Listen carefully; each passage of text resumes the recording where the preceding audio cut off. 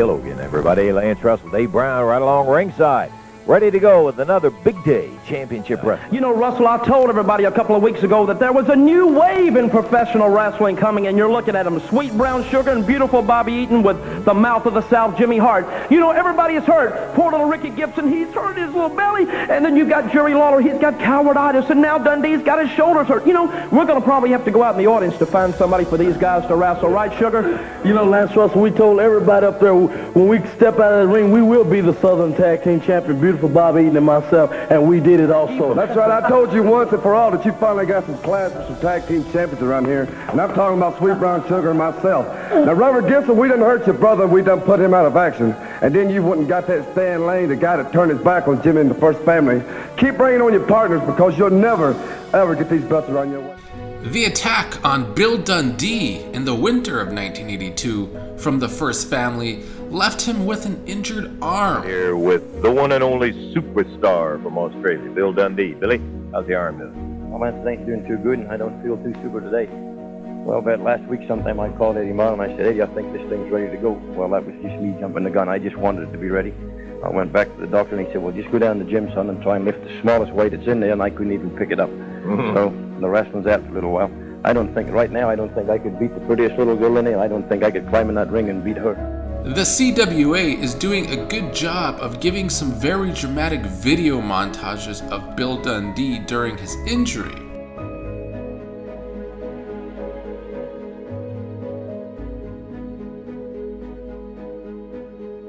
There is even one montage of Dundee riding his horse while his arm is in a sling. Another person injured at the hands of the First Family was Ricky Gibson. And son of a gun, you not only are unable to wrestle today, but I want to know the extent of it. I know the injury was something we were really sad to hear about. That's right, Lance. The other night, wrestling Coco Ware and Bobby Eaton, Jimmy Hart came off the top rope and hit me in the sternum.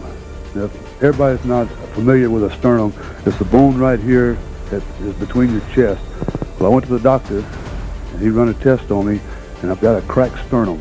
The doctor advised me not to take any chances. I'm not going to take any chance on wrestling. We wish you a lot of good luck and a speedy recovery on that thing, and you're smart. Don't take any chances. Thanks a lot, Lance. Before I leave, I'd like to say one thing. I'd like to apologize to the people that my name is advertised around the area that I'm going to be at. My name's on the card, but I'm going to be substituted. I'm not going to be there, but I'm going to be back soon. Okay, Jimmy, now don't come in here and start any of this stuff.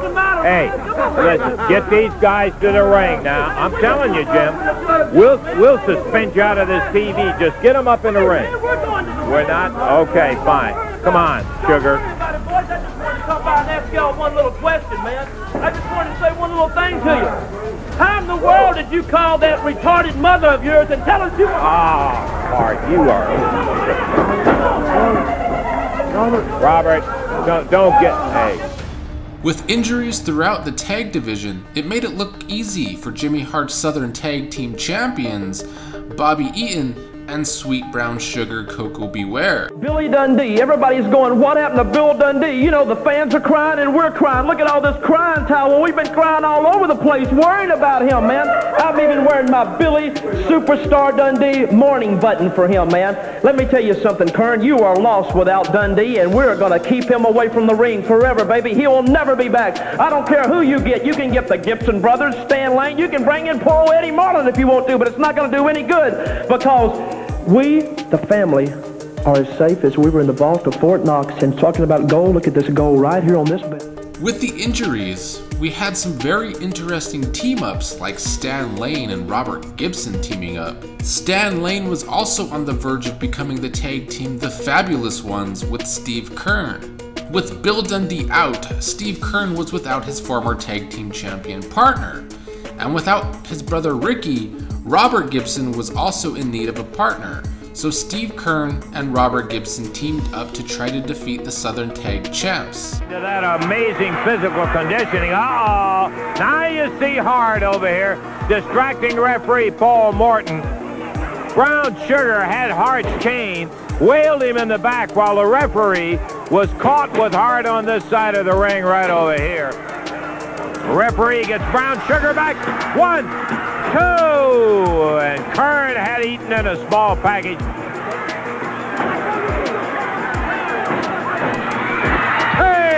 Robert. But Hart was over distracting the referee. Robert Gibson, beautiful drop kick. In the match against Sweet Brown Sugar at Eaton, it seemed like Sweet Brown Sugar got himself intentionally disqualified to retain the titles. And Eaton rolls him up. Can he get them all there at once?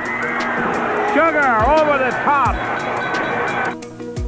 Speculation in a lot of people's mind that was kind of an intentional move in there, but that's one that you'd never be able to prove anything else. Jimmy Hart had turned Kenny Shane into J.R. Hart, or Junior Hart if you will, and later in the spring when Stan Lane teamed up with Danny Davis, Jimmy Hart and J.R. Hart would interfere, continuing the rivalry with Stan Lane and Danny Davis for leaving the First Family. Let's say a little bit of something about my match coming up with Sergeant Danny Davis, man. Let me say something, Davis. I can come out here wearing an Army hat and call me Sergeant Jimmy Hart, but I'd be imitating you, wouldn't I, baby? And I'm not an imitator. And I can come out here and talk about my hurt hand, which has a fractured bone, but I'm not going to make excuses like the Lawlers and the Kerns and the Dundees and all these other little pukes around here. I am Jimmy Hart, the greatest thing in professional wrestling, the brains behind the First Family, which is the greatest thing in professional wrestling, and you are nobody else that's going to take care of Jimmy Hart. Well, Davis, come on down. I gave you a chance when your wife and your little kids up there were starving to death, brother. I took you into the family. I gave you excitement. I gave you enthusiasm, and I gave you the confidence to be a winner. Jimmy Hart was out here. What a loud mouth. He's at it again, isn't he? Come out here. You know, Hart is the kind of man who won't do nothing but tell nothing but lies. He come out here and he will tell everybody that he beat Danny Davis. That he's going all over the territory telling everybody that he's a better wrestler than I am, that he's a better manager than I am. Well, all these people out here know different. They know that Jimmy Hart is a jerk. You are a wimp. You were born a wimp. You grew up to be a wimp, and you had never seen the day that you could beat me, Jimmy Hart. Danny Davis was still Jerry Lawler's new manager, and Danny Davis would have to take on Jimmy Hart and J.R. Hart in handicap matches. But Stan Lane would continue to team up with Danny Davis as the two men that left the First Family. Then, Memphis ran an angle that the tag champs and Hart jumped Ricky Gibson after a match at a house show. And I was on my way home, and somebody got behind me and was blinking their lights and so forth. And finally, I found a parking place where to pull over at, and I pulled over, and I could look in my rearview mirror, and there was just one person. You were just in the car by yourself at this point. You dropped everybody off. Yeah, I had dropped everybody off up there. And I could see there was one person in the car, and I thought maybe it might have been Robert. You know, it was raining that night. And so I pulled over, and I walked back to the car, and it wasn't Robert's car. And as soon as I got to the car doors, there was three people that jumped out of the car. And to tell you who it was, Well, I want to know. That's the reason. Go ahead. Name them. It was Jimmy Hart, Coco Ware, and Bobby. Well, first of all, I got an alibi where I was, baby, but I'm not going to tell anybody where it was. Are you crazy? I am so tired. When my jaw was broke and my leg was broke, I wasn't out here whining and crying and complaining. You know what? You were yellow, man. That's your whole case. You've got a case of yellow-itis. That's exactly what you've got. And that's a case of what your brother's got. Why in the world would his brother leave him, man? You know what the deal is, baby? I'll tell you something, brother. You want to fight Jimmy Hart? You want to get me? Well, you come in here right now, you big gutless coward. I would love to see him come out here. We're Christian athletes. Yeah, we'll find out what kind of athlete you are if Robert is interested in coming out in the promotion case of things. Jimmy Hart and JR in the ring. Oh, big deal. Yeah. Yeah, here he is. Oh, yeah. Robert Gibson. You want him, you got on. Hart, no way. You're not going to get away with this, you yellow son of a gun. You didn't have the guts to get in there and do what you said. Eaton and Sugar come out here. They busted the board. We need some help for Robert in it. This Hart, always some kind of tricks and things like that. Challenge from Jimmy Hart. Steve Kern, Stan Lane.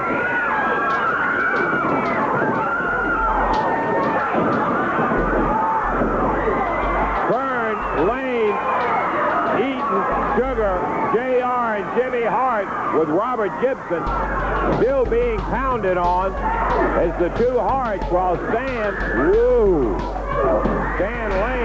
just shrugged. Bill Dundee! Billy! Out of the dressing room in his street clothes. Putting a pile driver on JR. Unfortunately, this angle was very ironic because just a few weeks later, a drunk driver would crash into Ricky Gibson and severely injure him in real life. The damage to Ricky's leg would be so bad that he had to announce a retirement from wrestling, though he would return in a year. Dundee is back and wants to tag up with his old partner Kern to regain the tag titles. Let me tell you something, Hart. I just talked to Stan Lane. And Eddie Marlin promised me, he said, Bill, when your arm's back to normal, you got the match. Well, Stan Lane agreed to step down and let me get my old partner back this week. So Jimmy Hart, Bobby Eaton, and Coco Ware, what you're wrestling this week is Steve Kern and Bill Dundee. And Dundee and Steve Kern would defeat Bobby Eaton and Sweet Brown Sugar Coco Beware to win the Southern Tag titles. Hart's solution to the First Family was his usual solution: grow his already crazy huge stable. He struck a deal with the Midnight Express to have them join the First Family. Unfortunately, Jimmy Hart's hype tape on the Midnight Express got stolen. Kern and Dundee are cream puffs and powder puffs, because I've got a little piece of film that I brought to Eddie Marlin, and I want y'all to roll it upstairs if you roll my little film so we can prove to everybody out there who is the greatest athletes in the world, baby. Come on, roll the film, baby. We don't have any film. It was stolen by Dundee and Kern, who would rip it up and play a hype video for themselves with We Are the Champions from Queen playing for the montage. Jimmy Hart, let me tell you something, brother. I've been all over this tape and I can't see one spot where you beat us. Can you see Dave Brown? Can you see on that? Hart, there ain't one spot on this tape where I saw anybody pin Steve Kern or Bill Dundee. Wait for that film. That was Dundee. No tape. Hold on a minute. We don't need no tape, Dave Brown. You two guys think it's a big and bad. Jump in this ring right now. We'll be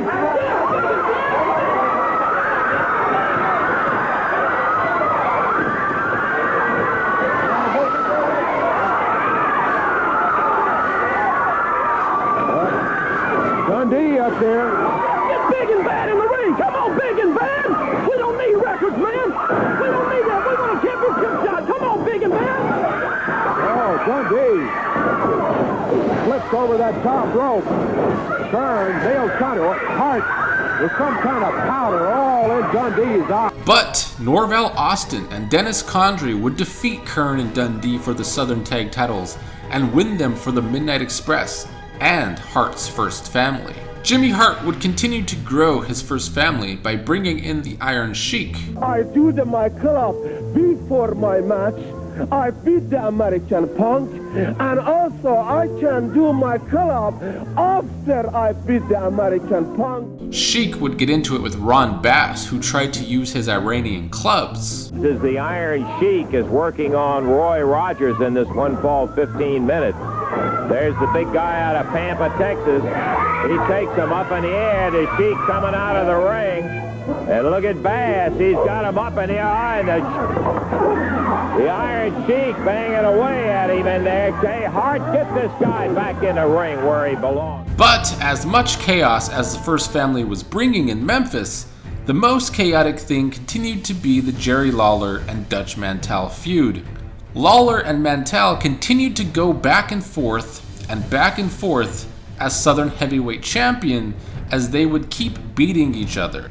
Lawler banging him.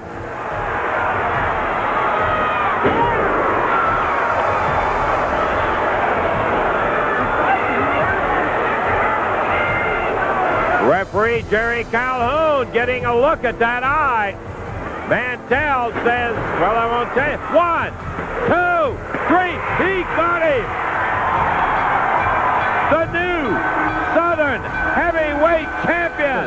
One more time is all I need, because I had that feeling one time, and I'm going to have it again. The superior man has not stood up to be counted yet, because that Southern belt has switched back and forth. Dutch Mantel, I heard his interview earlier, and he said that he is going to give it everything he's got.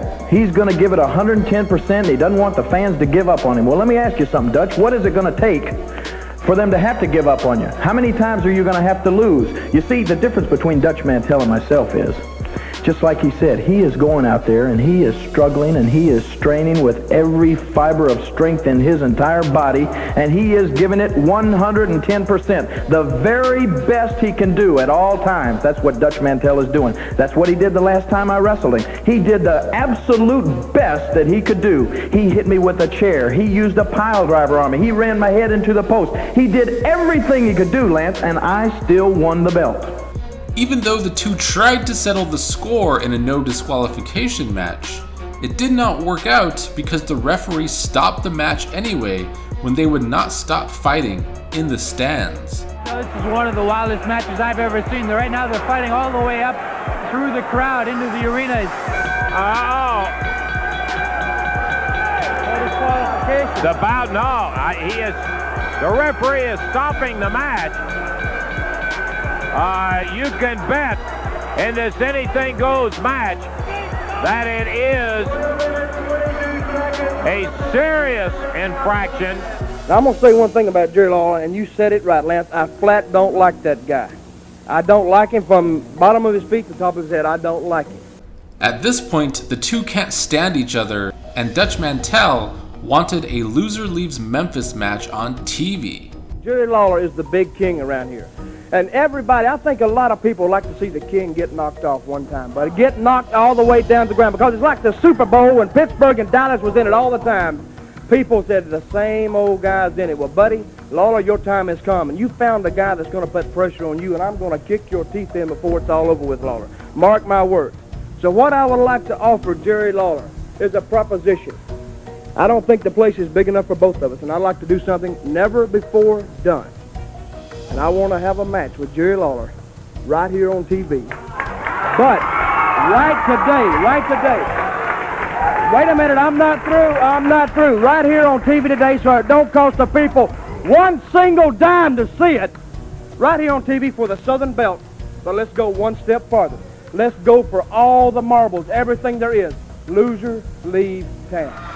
Dutch Mantel, and everybody has seen it, and I know you've heard the expression, but you have just seen the classic example of a man letting his hummingbird rear end overload, or his alligator mouth overload his hummingbird rear end. And what I'm going to do with you, Dutch Mantel, is I'm going to put this belt right here, and we're going to have us a little wrestling match. That is exactly right, baby.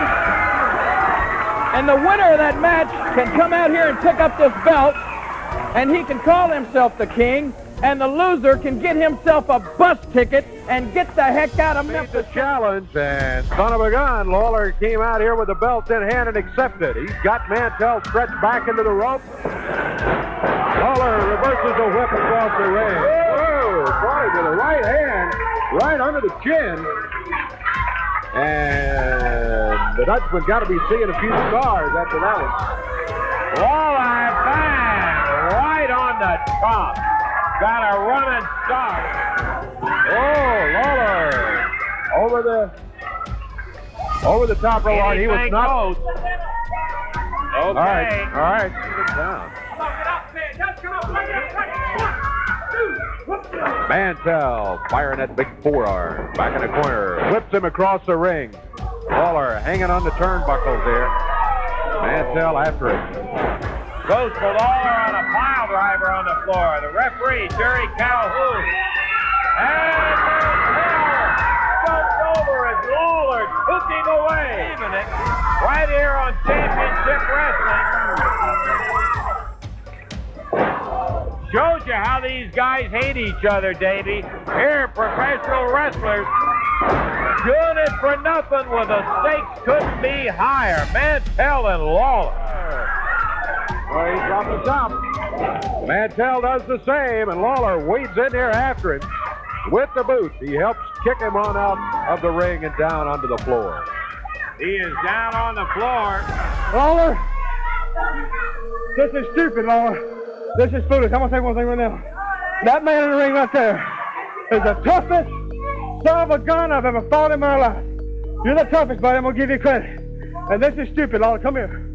Come here. We've been beating our brains out for 6 weeks, 8 weeks, 10 weeks, whatever it is, right? And we used to be friends. We let this come between us right here. We used to be friends, right? Huh? Okay, we let it come between us. And every time we wrestled, Jerry, every time we wrestled at First Family, at Midnight Express, they sit back in the dressing room, and they laughed their brains out because we made their life a lot easier. They loved to see us get up there and beat each other's brains out. They loved it. We made their life easier. And since we've been wrestling each other, Gibson's hurt, Dundee's hurt. The whole thing, man, is falling apart.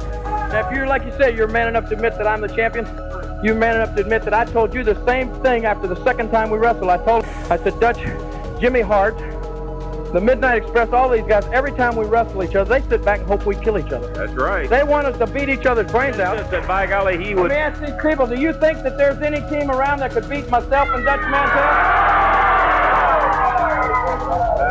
I think everybody agrees Show 'em right here. that it would be a super... Oh, come on!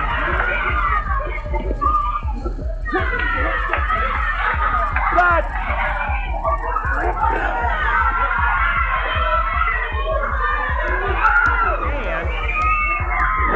Mantel pile drives Lawler in there. Drops on him with the elbow. No way. You've got to be kidding. I think this belongs to me, and somebody needs to help Lawler find a way out there.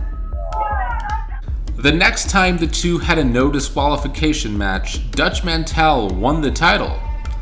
And so to settle the score once and for all, a barbed wire match is set. And it would be hyped as the final conflict between Dutch and the King. I took a page out of Jerry Lawler's book and used it against him now. Lawler's not used to being on the downside of 3, but he found himself on the downside of 3 last Tuesday night in Louisville. But Lawler, I'm going to give you one more chance, the final conflict. Ring enclosed by barbed wire. Now, I don't like this match. This is Lawler's match because he had a match one time against some goof and he beat him. Now he thinks he can beat everybody in the barbed wire. Frankly, I went to the promoters and I said, look, I'm tired of wrestling Dutch Mantel. It's not doing my health one bit of good. You know, I've said a lot of bad things about Dutch Mantel, but at the same time, I've also said he is a tough individual. One of the toughest that I've ever been against. And so I said, look, let's end this thing once and for all. It's finally time to find out who is the best man in the ring. The match would take place with barbed wire around some of the ropes. The two would only go to the barbed wire a few times.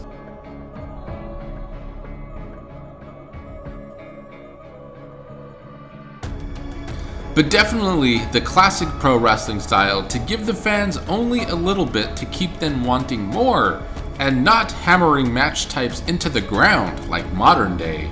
In the end, Lawler retained.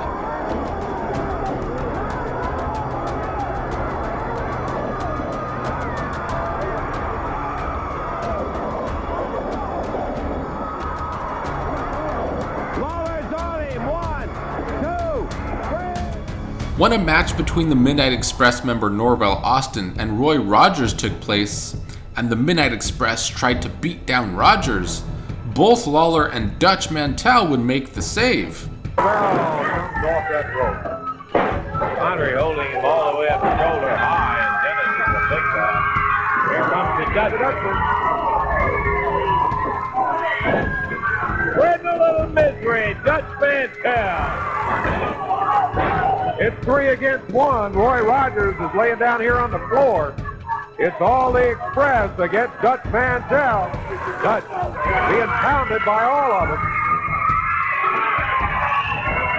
Lawler hits the ring. Jerry Lawler is just a pair. knocked in there, yeah. Would this bring peace to Lawler and Dutch's relationship? Not according to Dutch. Lawler puts a hand out to the Dutchman. And they have cracked heads, legs, arms. I want you to do me a favor. I want you to tell him, I don't know if he's hard of hearing or what's the matter with him, but I don't want to be his friend. He thinks it's over, but it ain't over, Lawler. I ain't forgot you, and I don't need his help.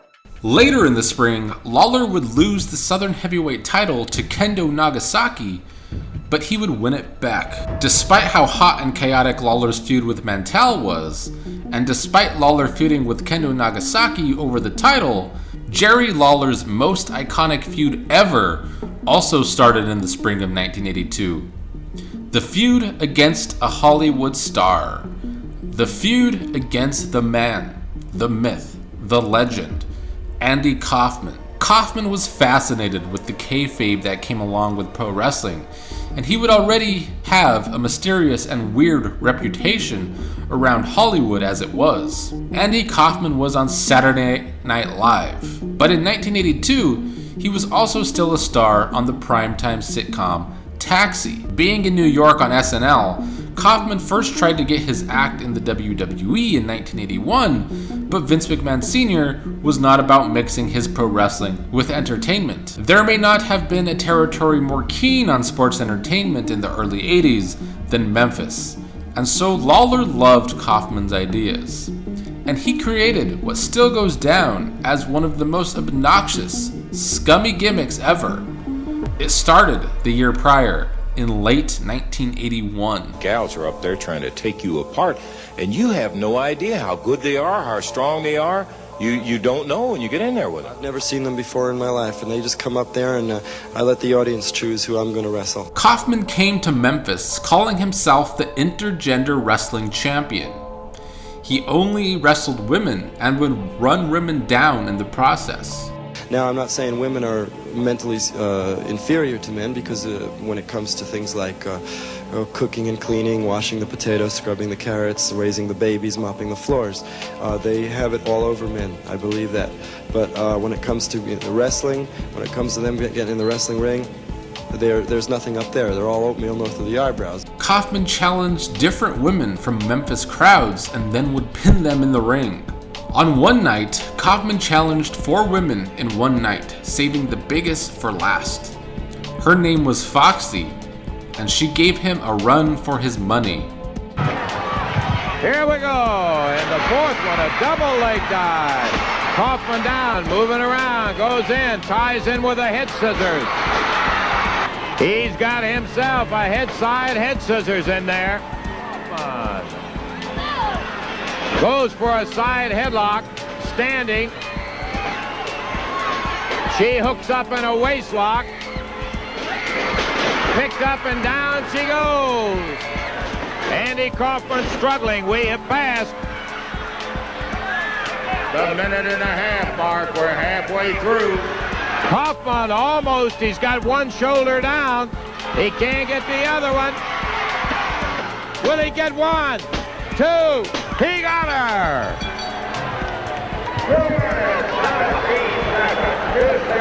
I polished off 4 women in a row, all in 30 seconds each. 30 seconds each. Now, I was a little disappointed. I'm going to come back in about a month, and I'm not going to offer $500. I have so much confidence in myself, I will offer $1,000 to any woman that can beat me in this ring in a month. I'm talking right now. I want silence when I speak. When Foxy got another shot at Kaufman, Jerry Lawler was in her corner, giving her pointers. And I don't know why Jerry Lawler's getting his nose into it. He has nothing to do with this, and he's saying, let's give him another 3 minutes. He should keep his nose out of my business. I had agreed to be in Foxy's corner and give her pointers during the match. And here was a guy who they obviously didn't like because of the things he had said about women. And Andy Kaufman, after already pinning her. After the match, Kaufman tried to humiliate her further, and so Lawler got involved to stop it. Ladies and gentlemen, 8 minutes, 35 seconds. Lawler, I don't wrestle men. You don't touch me, baby. I'll sue you or everything you've got. You won't have anything left when I'm through with you. When the spring of 1982 came around, Kaufman made good on his promise and was suing Jerry the King Lawler. Well, what is all this, Jerry? I got something that is a little unusual to talk about. Can you tell what that is? That's a, have you seen a deposition before? Oh boy, look at That's that. exactly what that is. I got Well, let me go back in time just a little bit. Does everybody remember when Andy Kaufman, remember Andy Kaufman, the guy from Taxi and everything? Taxi, yeah.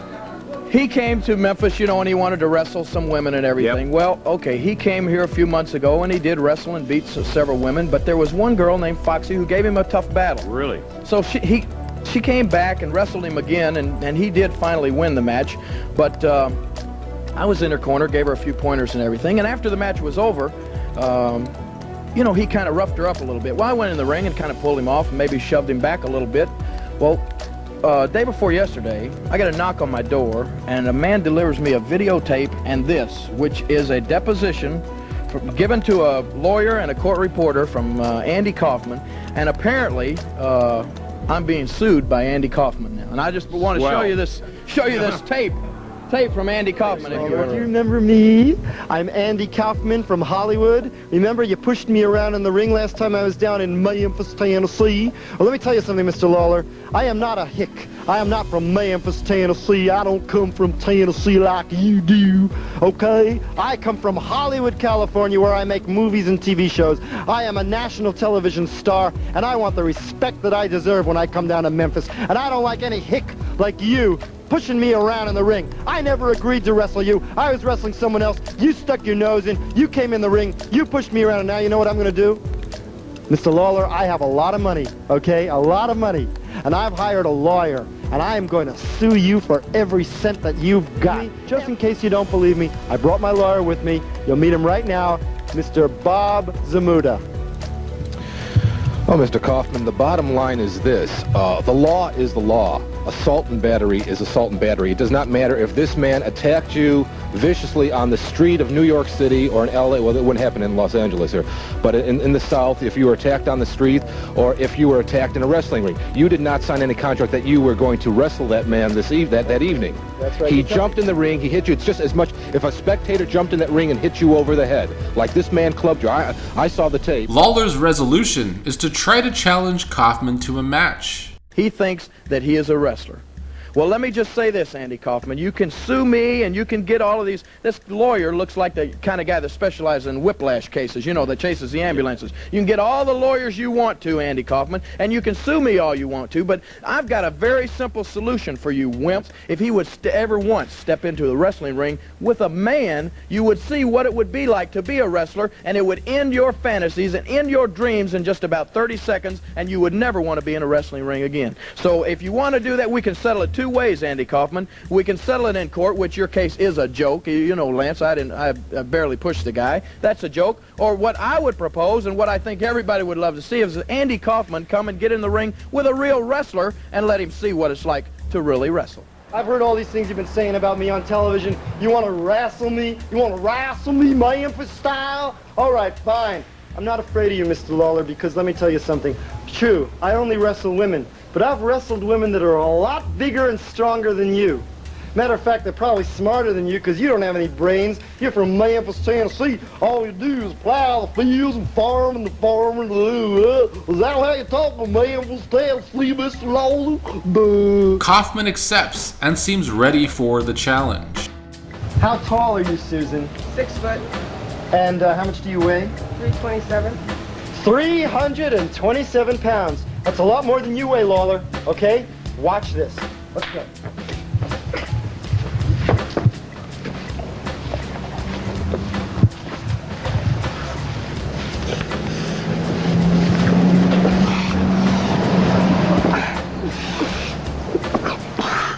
Come on, baby! That's what's just gonna happen to you, Lawler! See? Come on, baby! It's her head. Come on! Her head. Andy, I think you really hurt her. Doesn't matter. She doesn't have any money. She's poor. She can't sue me. See, I can do anything I want! Shut the camera off. Come on! Shut this camera off. See? Come on, baby! But when the match comes around, Kaufman does a lot of stalling and is no match for Jerry Lawler. I'm going to let you have this shot. Kaufman's not sure at all about it, but Lawler is. Come and get that headlock on me, Andy. Do your best.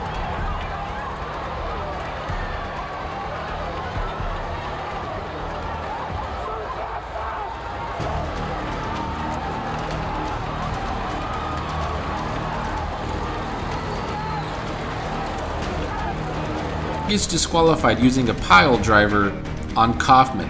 The second move by Lawler, and bang goes Kaufman. It's going to be a disqualification. Lawler's not done and pile drivers him again. Lawler rolling Kaufman. He's going to give it to him again. He figures he's already lost it.